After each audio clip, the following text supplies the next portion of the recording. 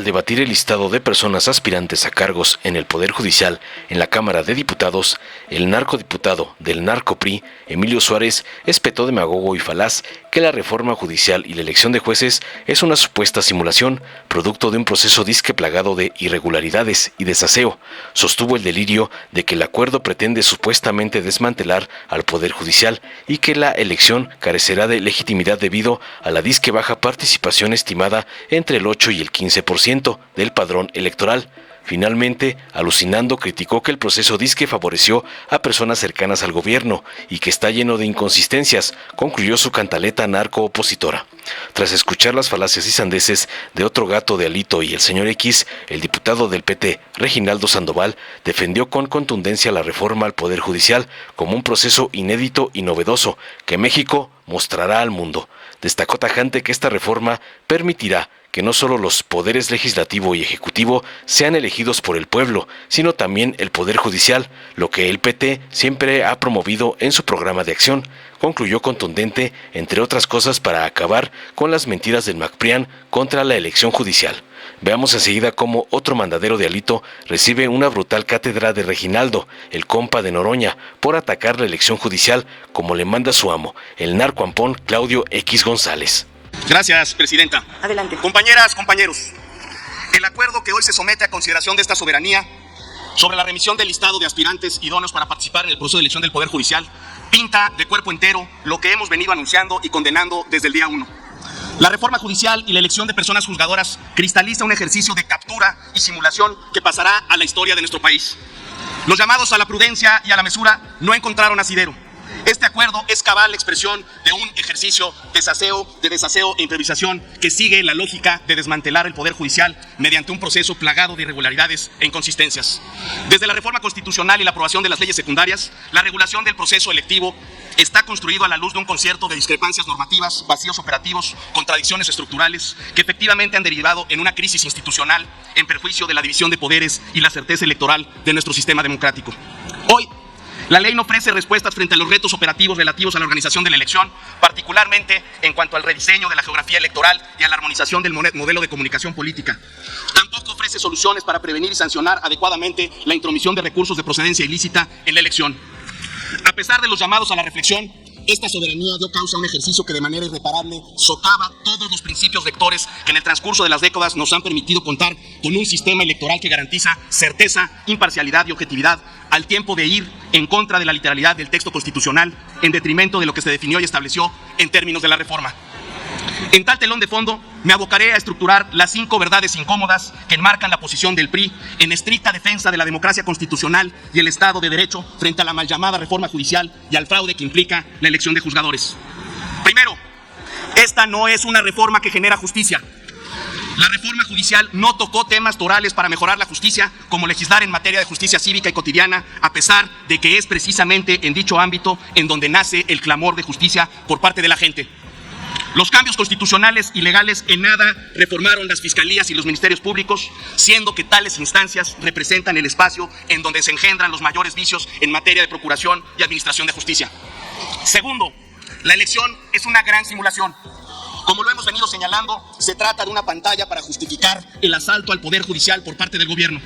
Esto haciéndole creer a la gente que ellos, el pueblo, iban a elegir a las personas juzgadoras y nada más alejado de la realidad. Lo que vimos el fin de semana pasado es la muestra clara de que el gobierno y sus mayorías legislativas harán todo lo necesario para que sean sus incondicionales quienes aparezcan en las boletas. Los comités a modos fueron el filtro para dejar pasar a los afines del régimen, dejando fuera a perfiles aptos y calificados que reunían todos los requisitos, haciendo gala de criterios arbitrarios enmarcados en sesgos político-partidistas. En este sentido, el listado que se somete a nuestra consideración fue producto de un proceso viciado a la vista de todos. Le faltará legitimidad a la elección, ya que participarán muy pocos mexicanos. Esto lo ha dicho el Instituto Nacional Electoral con una participación estimada de solo entre el 8 y 15% del padrón electoral. Lo dijimos aquí con toda claridad y contundencia cuando discutimos el presupuesto. Una elección con menos recursos es una elección con más problemas, al no garantizar el estándar mínimo de certeza e imparcialidad que caracteriza al INE. El recorte que se fraguó respecto a lo solicitado por el INE implica, entre otras cuestiones, que no se instalarán las casillas suficientes como se acostumbra y se hará nugatorio el derecho al voto de los mexicanos en el exterior. Tercera, La captura del Poder Judicial afectará la llegada de inversiones a nuestro país y generará un clima generalizado de incertidumbre. Aunque no se quiera reconocer, la reforma judicial y la elección de juzgadores genera pérdida incontrovertible de confianza de los inversionistas nacionales y extranjeros para emprender proyectos en nuestro país. Cuarta, el oficialismo le está metiendo mano a la elección. Desde un inicio lo advertimos. El gobierno fraguó una estrategia minuciosa y asertiva para mandar a los territorios que dominen electoralmente la elección de juzgadores en materia penal o de competencia económica, quienes van a garantizar que las sentencias sean a modo de los intereses del régimen. Asimismo, el INE dividió al país en distritos electorales judiciales, con lo cual los ciudadanos no podrán votar por todas las personas juzgadoras que corresponden a su territorio judicial. Un ciudadano no votará por todos los cargos a elegirse, sino solo por una parte. Quinta y última, esta elección implica el desmantelamiento del Estado de Derecho en el país, al tiempo de sepultar la división de poderes y la autonomía del Poder Judicial. Mucho se dijo en esta tribuna de cómo la reforma judicial acabará con el nepotismo y el tráfico de influencias. Sin embargo, ahora que ya conocemos los listados finales, la realidad se impone y la verdad persevera. Es claro y evidente cómo el devenir del proceso privilegió y favoreció gente cercana al gobierno. El proceso es un verdadero caos y las inconsistencias de la tómbola son incontestables. En el contexto de tales señalamientos, llama la atención la imputación consignada en un medio de comunicación de alcance nacional, el cual vincula la aparición en las listas del consejero jurídico del gobierno de Nuevo León, Ulises Carlin, al sentido del voto de Movimiento Ciudadano en el marco de la aprobación de las reformas al Infonavit. Esta es una acusación grave que merece respuestas y reflexión. Compañeras y compañeros, en lugar de asumir la responsabilidad de hacer un alto en el camino y enmendar una reforma que pone en jaque el presente y futuro de México, se sigue insistiendo en avalar y alimentar un circo mediático marcado por la simulación, el cual fue diseñado para colocar los incondicionales del régimen en la boleta. Esto con la única intención de concretar la captura del Poder Judicial y así poder incurrir en abusos de autoridad y actuar con total discreción al margen de la ley.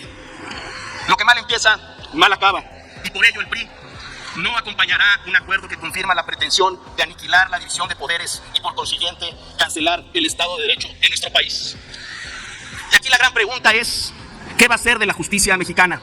¿Qué va a ser del Poder Judicial? ¿Qué va a ser de nuestro país? Con su permiso, Presidenta. Adelante. El día de hoy es un día histórico para el pueblo de México y para esta legislatura. Nos da un poco de tristeza que la oposición, en lugar de venir a hacer aquí planteamientos serios, responsables, para que sigan manteniendo algo de representación política de las mexicanas y los mexicanos.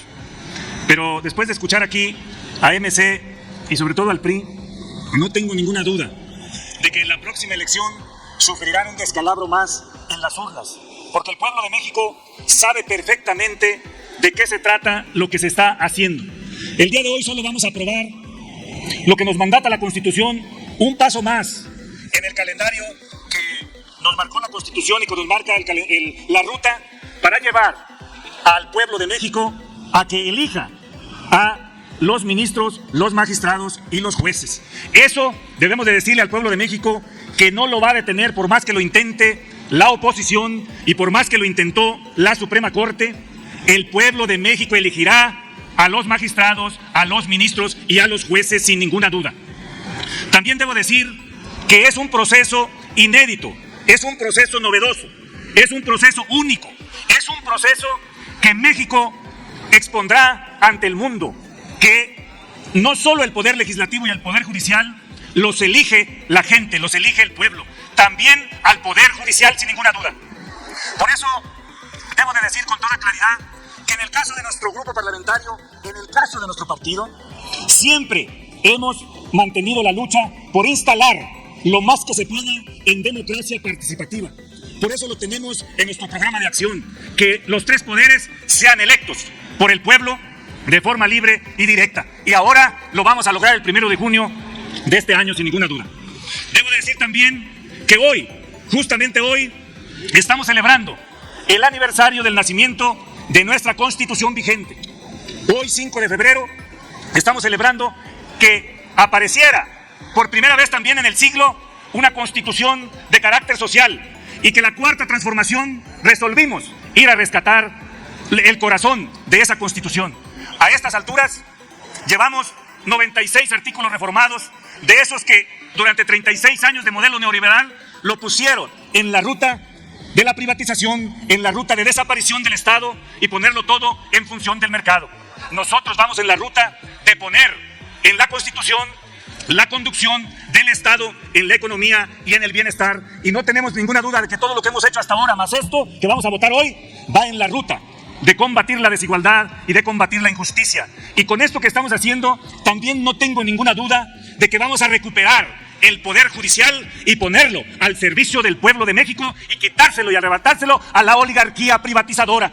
Y por eso también debo decir que el grupo parlamentario del PT va a fondo en la profundización y en la construcción del segundo piso de la Cuarta Transformación, que implica la transformación del Estado en su totalidad y ponerlo al servicio de la gente, ponerlo al servicio del pueblo. Por eso no tengo duda que la oposición se vuelve a equivocar el día de hoy, y por el rumbo que van, no nos digan luego que pierden, porque ustedes solo están construyendo su derrota. Muchísimas gracias, presidente. Dale en me gusta, suscríbete, activa la campanita y compártelo para que más gente lo vea.